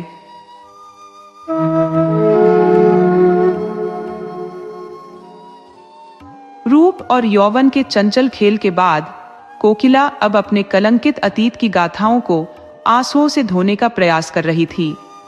बीते हुए दिनों की स्मृतियां जब भी उसके हृदय को झकझोरती, वह पीड़ा और निराशा से भरकर बुदबुदा उठती। हाय, मैंने क्यों इस संसार में जन्म लिया। उसने दान, पुण्य और व्रत उपवासों से अपने दोषों को धोने की कोशिश की, पर जीवन के वसंत की समस्त सौंदर्य राशि इस असंभव प्रयास में लुट गई। यह जागृति किसी संत की कृपा थी या किसी अनुष्ठान का फल? नहीं, यह तो उस नन्ही नवजात कन्या के पहले दर्शन का वरदान था, जिसने 15 वर्षों से सूनी पड़ी उसकी गोद को रोशनी से भर दिया। उस नवजात के नन्हे मुखड़े को देखकर कोकिला के नीले होंठों पर एक हल्की विषाद भरी मुस्कान खिल उठी, पर वह केवल एक पल के लिए थी। अगला ही क्षण वह मुस्कान एक लंबी आह में बदल गई। उस नन्ही बालिका के कोमल और मूक रुदन ने कोकिला के जीवन की दिशा ही बदल दी। वात्सल्य का वह दीपक उसके लिए एक मूक उपदेश और नवीन जीवन संदेश बन गया। कोकिला ने उस नवजात का नाम श्रद्धा रखा। आखिर उसी ने तो उसके मन में श्रद्धा का अंकुर बोया था। कोकिला के लिए वह बालिका केवल उसकी पुत्री नहीं, बल्कि किसी देवी का अवतरण थी। जब सहेलियां उसे बधाई देने आती, तो कोकिला उसे उनकी दृष्टि से बचाकर रखती। उसे यह सोचकर भय होता कि कहीं उनकी पापमयी निगाहें उसकी पवित्र श्रद्धा को दूषित न कर दे। श्रद्धा अब कोकिला का समर्पण, उसकी आत्मा और जीवन का दीपक थी। वह उसे गोद में लेकर उसकी निश्चलता को निहारती और सोचती, क्या यह पवित्र ज्योति भी कभी वासना के थपेड़ों का शिकार होगी? क्या मेरे प्रयास व्यर्थ जाएंगे? वह मन ही मन प्रार्थना करती, हे भगवान, मेरी श्रद्धा को किसी भी बुराई से बचाना। कोकिला ने नारी जीवन के सर्वोच्च आदर्शों को अपने आचरण से श्रद्धा के सम्मुख प्रस्तुत किया। 16 वर्षों में भोली भाली श्रद्धा एक सौम्य, लज्जाशील नव यौवना बन गई थी। उसकी विद्या की लगन ने उसे अनोखा बना दिया था, लेकिन उसकी गंभीरता और अभिमान ने उसे बाकी दुनिया से दूर कर दिया। श्रद्धा के व्यक्तित्व की विलक्षणता उसे औरों से भले अलग करती हो, पर उसकी मां को उसके भविष्य को लेकर हमेशा सतर्क और सजग रखती थी। वात्सल्य के सघन छाव, सहेलियों की दूरी बनाने और किताबों की दुनिया में डूबने से अगर श्रद्धा के स्वभाव में आत्मगौरव आ गया, तो इसमें आश्चर्य कैसा? उसे किसी से संवाद करने का हक नहीं था। विद्यालय में बड़ी घरों की लड़कियां उसके पास बैठना अपनी बेइज्जती समझती थी। दली मोहल्ले में लोग उसकी ओर इशारा करके तंज कसते, देखो, कोकिला रंडी की बेटी जा रही है। श्रद्धा का चेहरा शर्म से लाल हो जाता और फिर अगले ही पल सफेदी में तब्दील हो जाता। श्रद्धा को एकांत बेहद प्रिय था। विवाह उसके लिए एक दैवीय अभिशाप जैसा था। जब भी कोकिला ने शादी की बात छेड़ी, तो श्रद्धा की माथे पर शिकन उभर आती, चेहरा गुस्से से लाल हो जाता और आंखों से आंसू बहने लगते। कोकिला चुप हो जाती। माँ, बेटी के जीवन के आदर्श पूरी तरह से अलग थे। कोकिला समाज के रीति रिवाजों की पुजारिन थी, जबकि श्रद्धा को समाज, भगवान और इंसानों से नफरत थी। अगर श्रद्धा को किसी चीज से प्यार था, तो वह थी उसकी किताबें। इन पुस्तकों ने उसे ऐसा संसार दिया था जहां ऊंच नीच का भेद नहीं था, जाति पांति का झमेला नहीं था। माँ हर किसी का सम्मान समान था। उसकी सोच को माँ कवि रहीम के इस दोहे से समझा जा सकता है, प्रेम सहित मरीबो भलो जो विष दे बुलाए। अगर कोई उसे स्नेहपूर्वक विष देता, तो वह उसे सिर झुकाकर ग्रहण करती, परंतु अनादर से दिया गया अमृत भी उसके लिए तुच्छ था। एक दिन कोकिला ने श्रद्धा से आंसुओं भरी आंखों से कहा, मन्नी, सच सच बताना, क्या तुझे कभी यह ख्याल नहीं आता कि मैं तेरी माँ क्यों बनी? अगर तू किसी ऊंचे घराने में जन्मी होती, तो क्या तेरे दिल में ऐसे विचार आते? तो मन ही मन मुझे जरूर कोसती होगी। श्रद्धा ने माँ की ओर देखा। आज उसकी आंखों में माँ के लिए अपार श्रद्धा थी। कांपते हुए स्वर में बोली, अम्मां जी, ऐसा सवाल क्यों करती हैं आप? क्या मैंने कभी आपका अपमान किया है? कोकिला ने भावुक होकर कहा। नहीं बेटी, पर कभी कभी लगता है कि तू जरूर सोचती होगी कि मैं तेरी माँ क्यों हूं। श्रद्धा ने धीमे पर दृढ़ स्वर में कहा, अम्मा, यह आपका भ्रम है। मैं सच कहती हूं, जितनी भक्ति और श्रद्धा मेरे मन में आपके लिए है, उतनी किसी के लिए नहीं। आप मेरी माँ है, ये मेरे लिए गर्व की बात है। आपकी बेटी कहलाना मेरे लिए शर्मिंदगी नहीं, बल्कि गौरव का विषय है। इंसान हमेशा अपने हालातों का बंधक होता है। आपने जिस माहौल में परवरिश पाई, उसका असर तो होना ही था, लेकिन पाप की दलदल में फंसकर भी बाहर आ जाना, ये सच्ची वीरता है। बहाव के साथ बहना आसान है, लेकिन असली नाविक वो है जो धार के खिलाफ नाव खेता है। कोकिला ने हल्की मुस्कान के साथ पूछा, तो फिर शादी के नाम से क्यों घबराती हो? श्रद्धा ने नजरें झुकाते हुए जवाब दिया, क्या शादी के बिना जिंदगी नहीं जी जा सकती? मैं अपनी जिंदगी कुमारी रहते हुए गुजारना चाहती हूँ। स्कूल के बाद कॉलेज जाऊंगी। 2-3 साल में हम दोनों एकदम स्वतंत्र होकर रह सकते हैं। डॉक्टर बन सकती हूँ, वकील बन सकती हूँ। अब औरतों के लिए हर रास्ता खुला है। कोकिला ने धीमे स्वर में पूछा, लेकिन क्या तेरे दिल में कभी कोई और ख्वाहिश नहीं उठती? किसी से प्यार करने का ख्याल नहीं आता? श्रद्धा ने गहरी सांस लेते हुए कहा, अम्मा जी, कौन है जो प्यार के बिना जी सकता है? प्यार तो इंसानी जिंदगी का सबसे बड़ा खजाना है। अगर कहीं भगवान की झलक मिलती है तो वो प्यार में ही है। जब कोई ऐसा मिलेगा जो मुझे अपनाने में अपनी बेइज्जती न समझे, तो मैं अपनी पूरी आत्मा से उसकी आराधना करूंगी। लेकिन किसके सामने प्यार की भीख मांगो? अगर किसी ने क्षणिक भावुकता में मुझसे शादी कर भी ली, तो क्या मैं खुश रह सकूंगी? इससे बेहतर है कि मैं शादी का ख्याल ही छोड़ दूं। इन्हीं दिनों महिला मंडल का एक आयोजन हुआ। कॉलेज के काफी छात्र इस जलसे में आए थे। हॉल खचाखच भरा हुआ था। श्रद्धा भी पीछे की पंक्ति में महिलाओं के साथ खड़ी हो गई। उसे यह सब नाटक जैसा लग रहा था। यह पहली बार था जब वह ऐसी सभा में आई थी। सभा की शुरुआत हुई। अध्यक्ष महोदय का भाषण खत्म होने के बाद प्रस्ताव पेश होने लगे। उनके समर्थन में भाषण दिए जाने लगे, लेकिन महिलाएं या तो अपना भाषण भूल गई, या सभा का दबाव ऐसा था कि उनका आत्मविश्वास खो गया। वे कुछ अधूरे वाक्य बोलकर बैठ जाती। सभा का माहौल बिगड़ने लगा। कई महिलाएं बड़े आत्मविश्वास के साथ मंच पर आईं, लेकिन 2-3 शब्दों के बाद चुप हो गईं। युवकों को हंसी मजाक का मौका मिल गया। ठहाके गूंजने लगे, तालियां बजने लगी। श्रद्धा यह सब देखकर भीतर ही भीतर झल्ला उठी। उसका हर अंग तमतमाने लगा।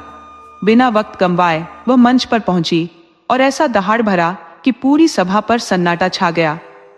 कोलाहल थम गया। हर कोई उसे टकटकी लगाए देखने लगा। श्रद्धा बोल रही थी जैसे कोई स्वर्गीय नायिका जीवन की हर बात सहजता से कह रही हो। उसकी बातों में नई ऊर्जा थी। उसका हर शब्द असरदार था।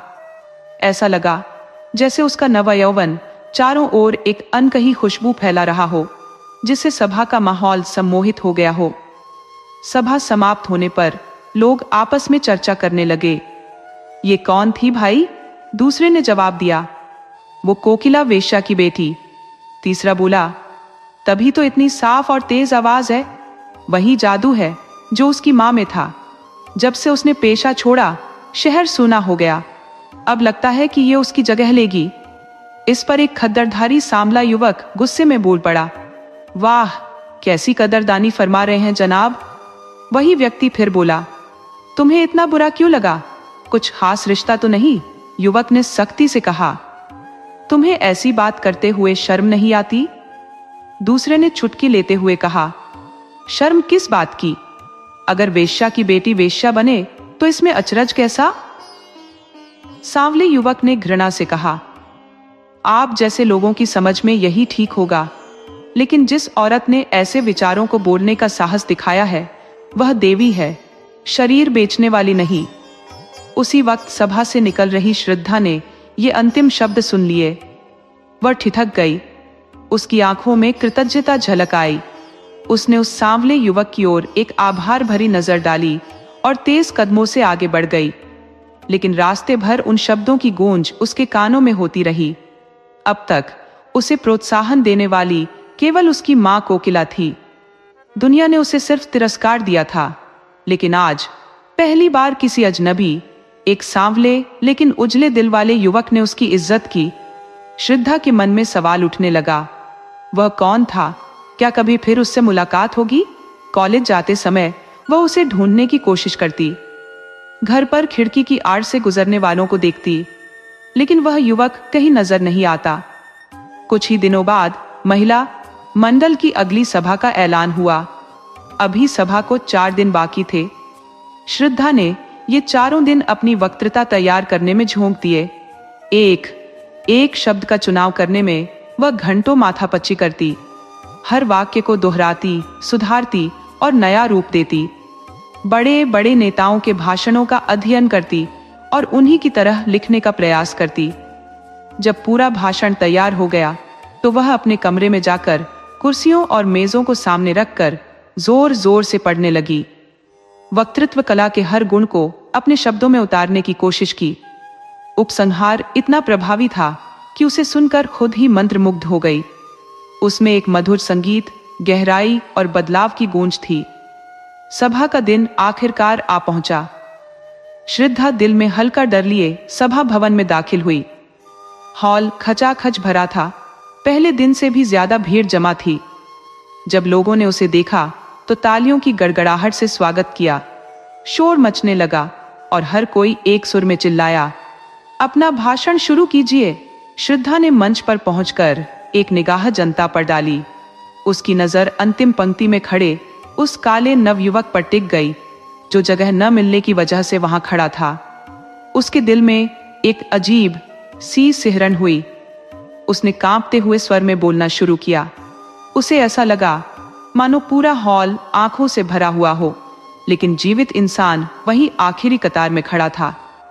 वह उसी को देखकर बोल रही थी, उसी से अपनी बात की सराहना चाहती थी। आधे घंटे तक श्रद्धा ने ऐसा भाषण दिया मानो शब्द नहीं, फूल बरसा रही हो। ऐसी वक्तृता सुनने का मौका लोगों को बहुत कम मिलता था। जब सभा खत्म हुई और श्रद्धा घर लौटने लगी तो उसने देखा कि वही काला नवयुवक उसके पीछे पीछे आ रहा है। श्रद्धा को पता था कि उसका भाषण सभी को पसंद आया है, लेकिन इस नवयुवक की राय सुनने का मौका नहीं मिला था। उसने अपनी चाल धीमी कर दी। थोड़ी ही देर में वह युवक उसके करीब आ गया। दोनों कुछ कदम बिना कुछ बोले चलते रहे। अंत में युवक ने थोड़ी झिझक के साथ कहा, आज तो आपने कमाल कर दिया। श्रद्धा ने अपनी खुशी को छिपाते हुए कहा, धन्यवाद, ये आपकी कृपा है। युवक ने मुस्कुराते हुए कहा, मैं किस लायक हूं? मैं ही नहीं, पूरी सभा आपकी तारीफ में डूबी हुई थी। श्रद्धा ने पूछा, क्या आपका घर यहीं है? नवयुवक ने कहा, जी हाँ, मैं यहाँ मैं की पढ़ाई कर रहा हूँ। ये ऊंच नीच की खाई न जाने कब तक हमारी जिंदगी पर हावी रहेगी। दुर्भाग्यवश मैं भी उन्हीं में से हूँ जिन्हें समाज नीची नजरों से देखता है। मेरी जाति चमार है। मेरे पिता स्कूल के इंस्पेक्टर के यहाँ अर्दली का काम करते थे। उन्हीं की सिफारिश से मैं स्कूल में दाखिल हो पाया। तब से ही मैं हालात से जूझते हुए अपना रास्ता बनाता आ रहा हूँ। शुरू में स्कूल के मास्टर तक मुझे छूने से कतराते थे। ये स्थिति अब तो नहीं रही, लेकिन लड़के अब भी मुझसे दूरी बनाकर चलते हैं। श्रद्धा ने कहा, मैं कुलीनता को जन्म से नहीं बल्कि व्यक्ति के चरित्र और कर्मों से आंकती हूँ।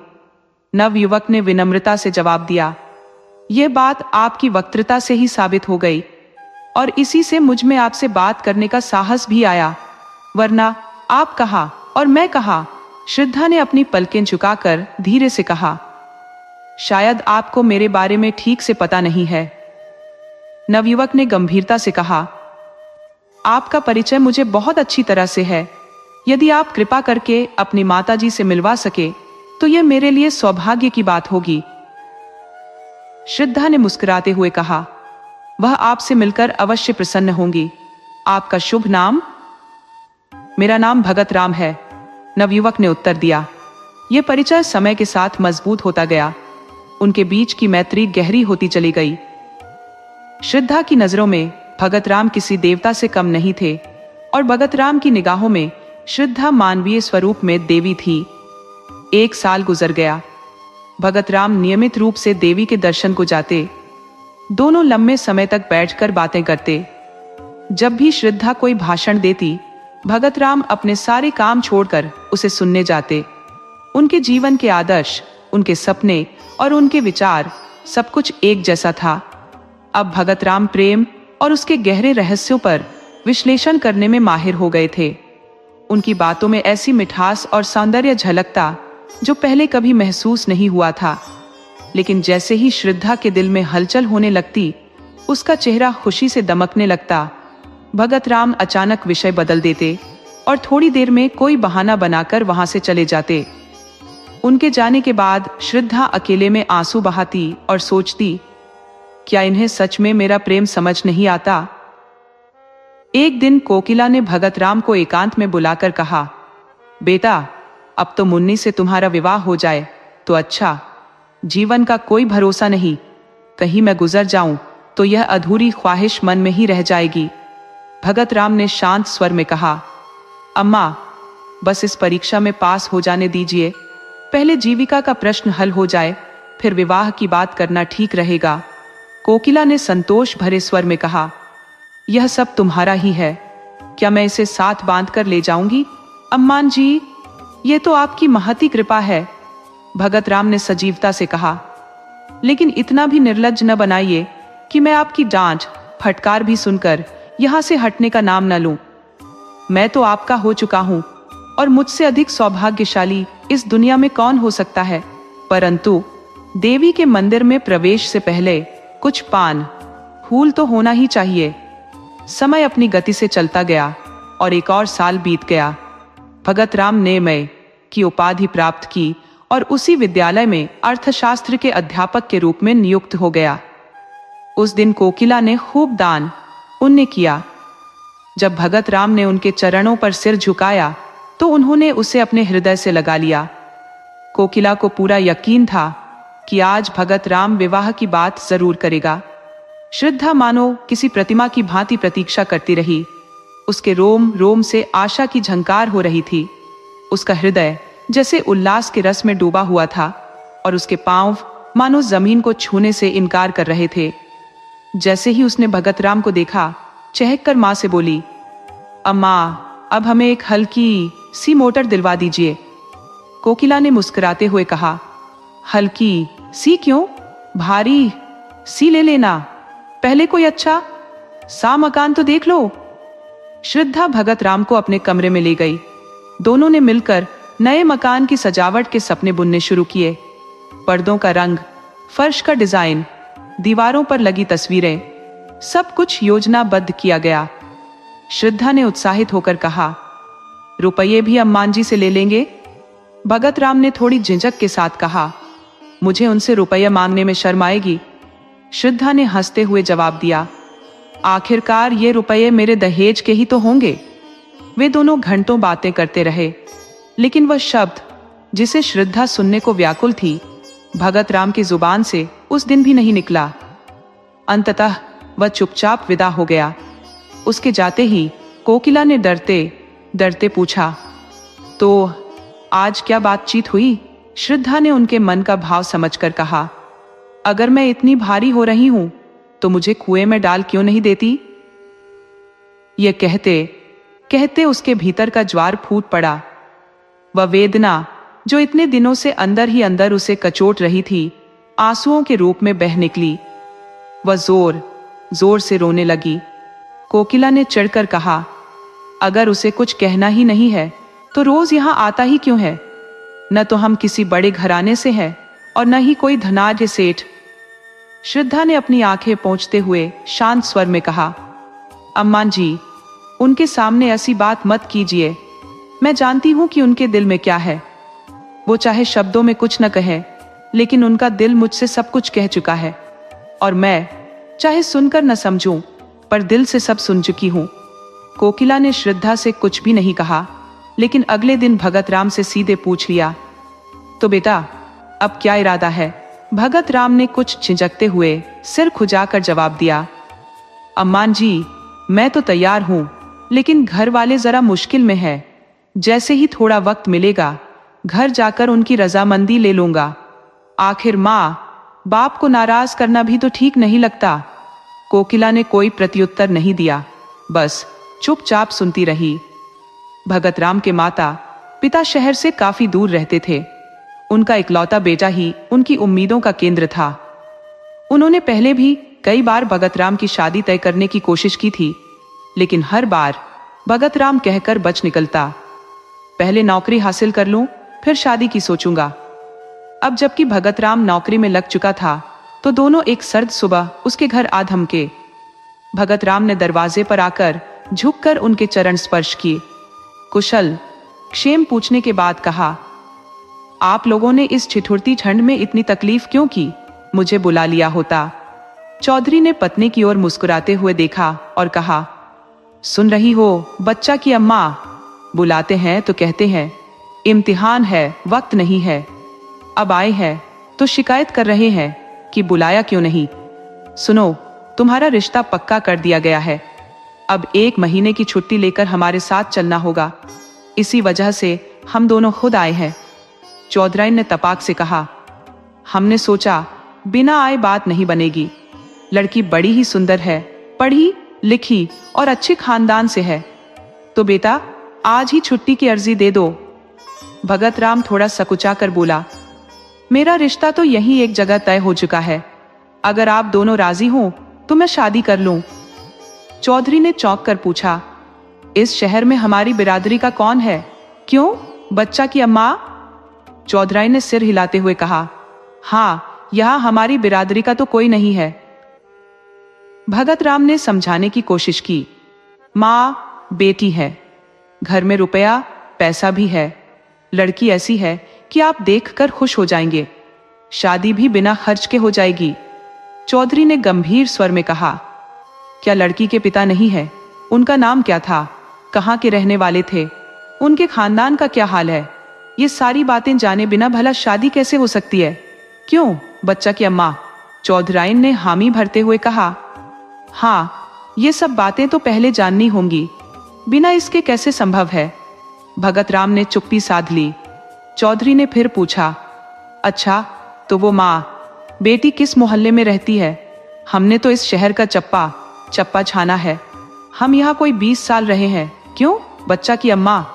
चौधराइन ने सुधारते हुए कहा, 20 से भी ज्यादा हुए हैं। भगतराम ने अंततः जवाब दिया, उनका घर नखास में है। चौधरी ने पूछा, नखास किस ओर पड़ता है? भगतराम ने संजीदगी से जवाब दिया, नखास के सामने वाली गली में पहला मकान उन्हीं का है, सड़क से साफ नजर आता है। चौधरी ने भौहें तानते हुए कहा, पहला मकान तो कोकिला रंडी का है, गुलाबी रंग में पुता हुआ, वही मकान ना? भगतराम झेपते हुए बोला, जी हाँ, वही मकान है। चौधरी ने व्यंग्यात्मक लहजे में कहा, तो उसमें कोकिला रंडी नहीं रहती क्या? भगतराम ने झिझकते हुए कहा, रहती क्यों नहीं, माँ बेटी दोनों ही रहती है। चौधरी ने क्रोधित होकर कहा, तो क्या तुम कोकिला रंडी की बेटी से शादी करना चाहते हो? बिरादरी में नाक कटवाने का इरादा है क्या? फिर तो बिरादरी का कोई पानी भी नहीं पिएगा। चौधराइन भी तमतमाते हुए बोली, मुंह में रॉड लगा दूंगी लोका, क्या उसके रूप रंग पर फिसल गए हो? भगतराम ने संयम से कहा, मैं इसे अपनी किस्मत समझता हूं कि वह अपनी बेटी का रिश्ता मेरे साथ करने को तैयार है। वह चाहे तो किसी बड़े रईस के घर शादी कर सकती है। चौधरी ने चुटकी लेते हुए कहा, रईस उससे शादी नहीं करेगा, हाँ रख लेगा। तुम्हें भगवान बुद्धि दे तो 1 नहीं 4 रख लो, मर्दों के लिए कौन रोक है, मगर शादी वही है जो बिरादरी में हो। चौधराइन ने जोड़ा, ज्यादा पढ़ाई लिखाई से आदमी बावला हो जाता है। चौधरी ने गंभीर होकर कहा, हम तो गंवार लोग हैं, पर समझ में नहीं आता कि तुम्हारा यह ख्याल कैसे हुआ। रंडी की बेटी चाहे कितनी भी सुंदर क्यों ना हो, आखिर रंडी की बेटी ही रहती है। हम तुम्हारी शादी वहां नहीं होने देंगे। अगर तुमने जिद की तो हम अपनी जान दे देंगे। बच्चा की अम्मा, तुम भी समझा दो इसे। चौधराइन ने फटकारते हुए कहा, शादी करेंगे जैसे कोई मजाक हो। झाड़ू लेकर भगा दूंगी उस रॉड को। अपनी बेटी को अपने घर में रखे। भगत राम ने हार मानते हुए कहा, अगर आप लोगों की मर्जी नहीं है तो मैं शादी नहीं करूंगा, लेकिन मैं किसी और औरत से भी शादी नहीं करूंगा। चौधराइन ने राहत की सांस लेते हुए कहा, हाँ तुम कुंवारे रहो, यह हमें मंजूर है, लेकिन उस पतुरिया के घर ब्याह ना होगा। भगत राम ने इस बार खींच कर कहा, आप उसे बार बार पतुरिया क्यों कहती है? किसी जमाने में उसका यह पेशा रहा होगा, लेकिन आज वह जितने अच्छे आचरण से रहती है वैसा तो शायद ही कोई और रहता हो। ऐसा पवित्र आचरण मैंने आज तक देखा ही नहीं। भगत राम की सारी कोशिश नाकाम रही। चौधराइन ने ऐसी जिद ठानी कि अपनी बात से 1 इंच भी नहीं हटी। रात में जब भगत राम अपने प्रेम आश्रय में पहुंचा तो उसका चेहरा बुझा हुआ था। हर अंग से निराशा झलक रही थी। श्रद्धा, जो उसकी राह देख रही थी, परेशान थी कि इतनी देर क्यों हो गई। उसे क्या पता था कि भगत राम के दिल पर क्या गुजर रही है। यार, दोस्तों से फुर्सत मिलेगी तो शायद इधर का भी रुक कर लेंगे। कोकिला ने तंज भरे स्वर में कहा, मैं पहले ही कह चुकी हूं कि अब उनका रवैया वैसा नहीं रहा, फिर भी तू यकीन करने को तैयार नहीं है। आखिर इस टाल मटोल की भी कोई सीमा होती है। श्रद्धा ने गहरी उदासी से कहा, अम्मान जी, मैं आपसे बार बार हाथ जोड़कर निवेदन कर चुकी हूं कि चाहे दुनिया की नजर में कुंवारी ही क्यों न रहूं, लेकिन दिल से मैं उनकी पत्नी बन चुकी हूं। अगर ऐसा इंसान भी भरोसे के लायक नहीं तो फिर किस पर यकीन किया जा सकता है? इतने में भगत राम कमरे में दाखिल हुए। उनके चेहरे पर निराशा साफ झलक रही थी। दोनों औरतों ने उनकी ओर देखा। कोकिला की निगाहों में शिकवा था तो श्रद्धा की आंखों में दर्द। कोकिला की आंखें जैसे पूछ रही थी, ये क्या बर्ताव है तुम्हारा? और श्रद्धा की आंखें जैसे कह रही थी, इतनी बेरुखी क्यों? भगत राम ने धीमे और भारी आवाज में कहा, आप लोगों को आज काफी देर तक मेरा इंतजार करना पड़ा, लेकिन मैं मजबूर था। अम्मा और दादा घर पर आए हुए थे, उन्हीं से बातचीत हो रही थी। कोकिला ने तीखे लहजे में पूछा, घर पर सब ठीक ठाक है ना? भगत राम ने सिर झुकाकर जवाब दिया, जी हाँ, सब ठीक है। मेरे विवाह की बात चल रही थी। पुराने ख्याल के लोग हैं, किसी भी तरह मानने को तैयार नहीं। ये सुनते ही कोकिला का चेहरा तमतमा उठा। वह बोली, हाँ क्यों मानेंगे, हम लोग उनके सामने छोटे और निकृष्ट जो ठहरे, लेकिन जब तुम उनकी मर्जी के गुलाम थे तो तुम्हें उनसे पूछकर ही यहाँ आना चाहिए था। इस तरह हमें अपमानित करके तुम्हें क्या हासिल हुआ? अगर मुझे पहले से पता होता कि तुम अपने माँ बाप के इतने अधीन हो तो ये नौबत ही क्यों आती? श्रद्धा ने देखा कि भगत राम की आंखों से आंसू टपक रहे हैं। वह शांत और नरम आवाज में बोली, अम्मा जी, माँ बाप की इच्छा का सम्मान करना कोई गुनाह नहीं है। अगर मैं आपकी बात अनसुनी कर दूं तो क्या आपको तकलीफ नहीं होगी? यही बात उनके लिए भी तो लागू होती है। ये कहकर श्रद्धा अपने कमरे की ओर बढ़ी और इशारे से भगत राम को भी बुलाया। कमरे में पहुंचने के बाद दोनों कुछ मिनट तक चुपचाप जमीन की ओर देखते रहे। उस खामोशी को तोड़ने की हिम्मत किसी में नहीं थी। अंततः भगत राम ने साहस का परिचय देते हुए कहा, श्रद्धा, मेरे दिल के अंदर इस वक्त एक जबरदस्त संग्राम छिड़ा हुआ है। मैं अपनी हालत को शब्दों में बयान नहीं कर सकता। ऐसा लगता है कि जहर खाकर सब कुछ खत्म कर दूं। तुम्हारे बिना जिंदगी जीना नामुमकिन है, सिर्फ तड़प सकता हूं। मैंने न जाने कितनी मिन्नतें की, उनके सामने कितना रोया और गिड़गिड़ाया, मगर वे अपनी जिद पर डटे रहे। बार बार यही कहते हैं कि अगर ये शादी होगी तो वे अपनी जान दे देंगे। उन्हें मेरी मौत मंजूर है, मगर तुम्हें अपनी बहू मानना गवारा नहीं। श्रद्धा ने दिलासा देते हुए कहा, प्यारे, उनका ऐसा व्यवहार करना गलत नहीं है। पढ़े लिखे लोगों में भी ऐसे कितने ही होते हैं, इसमें उनका कसूर नहीं है। मैं सुबह उनके पास जाऊंगी। हो सकता है मुझे देखकर उनका दिल पिघल जाए। मैं हर संभव कोशिश करूंगी कि उनका प्यार जीत लूं। मैं उनकी धोतियां धोऊंगी, उनके पैर दबाऊंगी। मैं वो सब करूंगी जो उनकी मनचाही बहू करती। इसमें शर्म की कोई बात नहीं। उनके तलवे सहलाऊंगी, भजन गाकर सुनाऊंगी। मुझे बहुत से लोकगीत आते हैं। मैं अम्मान जी के सफेद बाल चुनूंगी। मुझे दया नहीं चाहिए, मैं तो प्रेम की सेवा करना चाहती हूँ। तुम्हारे लिए मैं सब कुछ करूंगी, सब कुछ। भगत राम को ऐसा महसूस हुआ जैसे उसकी आंखों की रोशनी बढ़ गई हो या उसके शरीर में कोई नई ऊर्जा भर गई हो। उसके दिल का सारा प्यार, यकीन और श्रद्धा बहकर श्रद्धा के कदमों की ओर जा रहा था, मानो किसी घर से छोटे छोटे लाल गालों वाले, रेशमी कपड़ों में लिपटे, घुंघराले बालों वाले बच्चे हंसते हुए बाहर खेलने जा रहे हों। चौधरी और चौधराइन को शहर आए 2 हफ्ते हो चुके थे। वे हर दिन जाने की तैयारी करते मगर रुक जाते। श्रद्धा उन्हें जाने ही नहीं देती। नहाकर उठते, श्रद्धा उनकी धोती छांटने लगती। उनकी सेवा और मेहनत देखकर दोनों हैरान रह जाते। ऐसी सुंदर, मीठी बोली वाली, हंसमुख और चतुर औरत उन्होंने कभी नहीं देखी थी, यहां तक कि इंस्पेक्टर साहब के घर में भी नहीं। चौधरी को वह देवी जैसी लगती और चौधराइन को लक्ष्मी। श्रद्धा की सेवा, लगन और प्यार ने उन्हें चमत्कृत कर दिया था। फिर भी समाज और बिरादरी की बदनामी का डर उनके मुंह पर ताले लगाए हुए था। 15वें दिन जब श्रद्धा रात के लगभग 10 बजे अपने घर लौट गई, तब चौधरी ने चौधराइन से कहा, ये लड़की तो सच में साक्षात लक्ष्मी का अवतार है। चौधराइन ने जवाब दिया, जब मेरी धोती छाटने लगती है तो मैं शर्म से पानी पानी हो जाती हूँ। हमारे जैसे लोगों के लिए तो इसकी लौंडी भी बेशकीमती होगी। चौधरी बोले, तो फिर बताओ क्या राय है? हमारी बिरादरी में तो इतनी सुघड़ लड़की ढूंढना मुश्किल है। चौधराइन ने सहमति में सिर हिलाते हुए कहा, राम का नाम लेकर ब्याह कर लो। ज्यादा से ज्यादा रोटी पानी का इंतजाम करना पड़ेगा। कौन सा महल खड़ा करना है? पहले मुझे शक था कि पतुरिया की बेटी कैसी निकलेगी, पर अब तो हर संदेह दूर हो चुका है। चौधरी बोले, जब बात करती है तो ऐसा लगता है जैसे मुंह से फूल झर रहे हों। चौधराइन ने जोड़ा, मैं तो उसकी माँ की तारीफ करती हूँ जिसकी कोख से ऐसी देवी ने जन्म लिया। चौधरी ने उत्साह से कहा, कल चलकर कोकिला से मिल लेते हैं और सारी बात तय कराते हैं। चौधराइन ने झिझकते हुए कहा, मुझे उसके घर जाते हुए शर्म आती है। वह तो रानी की तरह बैठी होगी और मैं उसकी नौकरानी जैसी लगूंगी।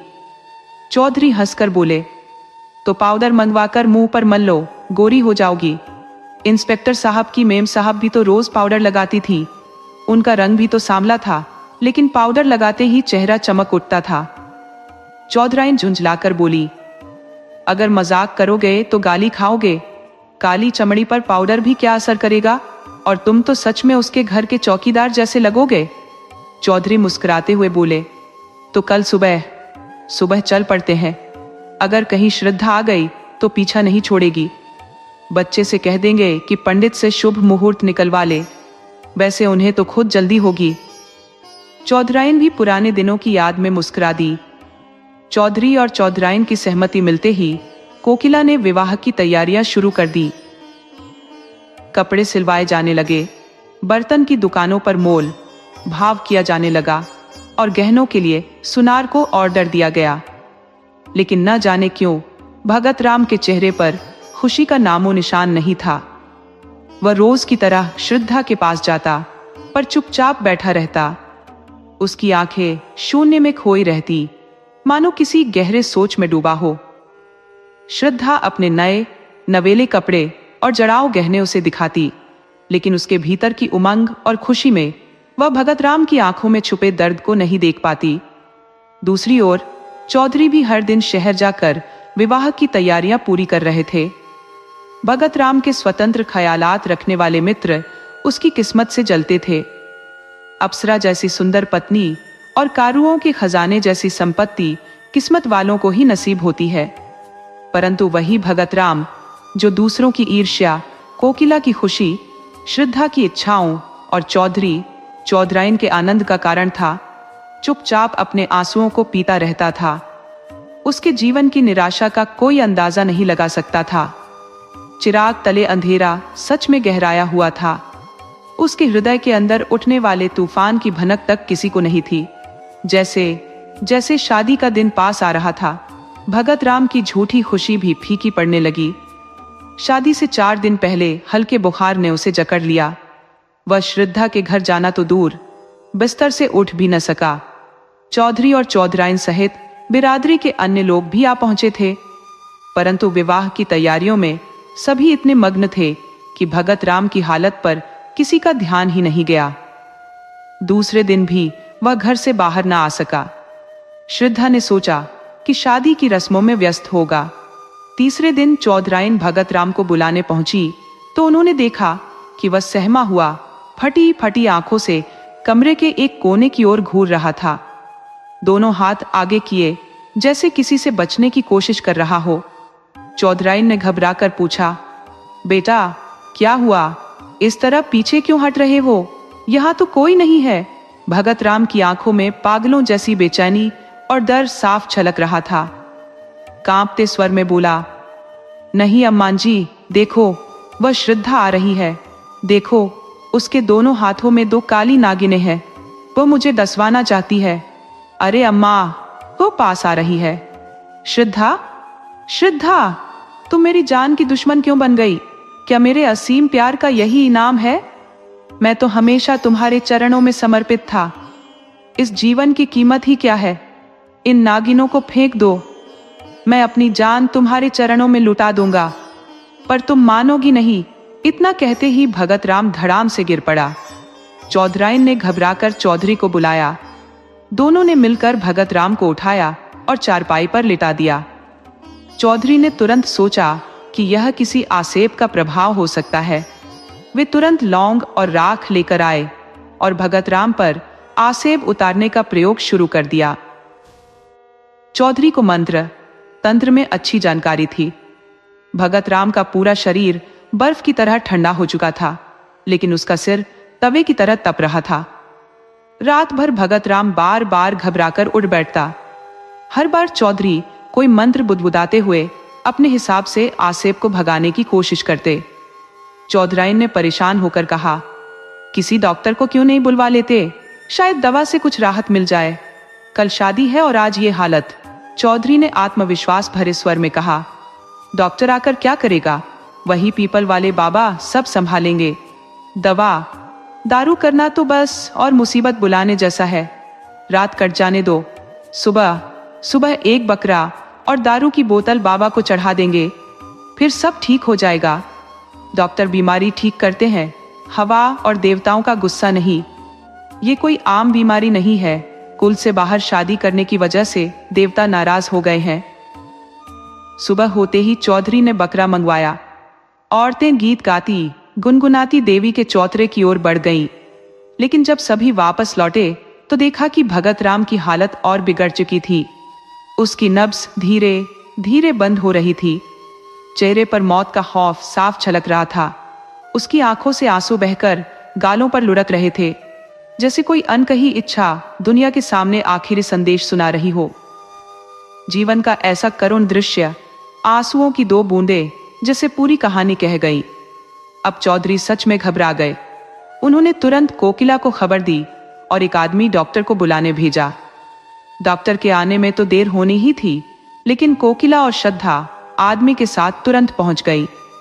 श्रद्धा भगत राम के पास खड़ी हो गई और उसकी आंखों से आंसुओं की धारा बह निकली। थोड़ी देर बाद भगत राम ने अपनी आंखें खोली और श्रद्धा को देखकर बोले, तुम आ गई श्रद्धा, मैं तुम्हारी राह देख रहा था। ये मेरा आखिरी प्यार स्वीकार करो। आज ही इस कहानी का अंत हो जाएगा जो 3 साल पहले शुरू हुई थी। इन 3 वर्षों में मुझे जो आत्मा को चीरने वाला दर्द मिला, वो सिर्फ मेरा दिल जानता है। तुम वफादारी की मूरत हो, लेकिन मेरे मन में बार बार ये सवाल उठता था, क्या तुम खून के असर को मिटा सकती हो? क्या तुम अपनी परंपरा और जन्म से जुड़े नियमों को एक झटके में तोड़ सकती हो? इन भ्रमों के लिए मुझसे नाराज मत होना। मैं तुम्हारे काबिल कभी नहीं था। तुम्हारे जैसा महान हृदय मैं कभी नहीं पा सका।